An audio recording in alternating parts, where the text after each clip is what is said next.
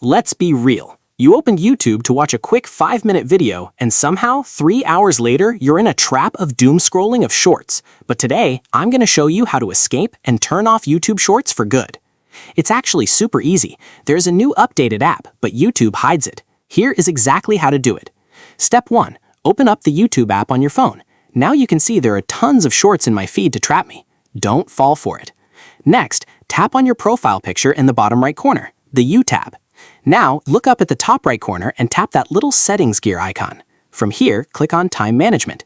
Try not to cry when you see how many hours you spent on the app today.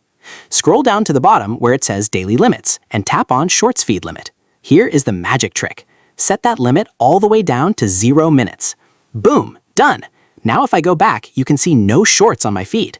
The Shorts button is technically still there, but if your muscle memory takes over and you try to click it, YouTube will block you and say you've reached your limit. But you can bypass it to just ignore it. But why are you watching this then? You are finally free. Go touch some grass. And if I just saved you 1,000 hours of your life, hit that like and subscribe button.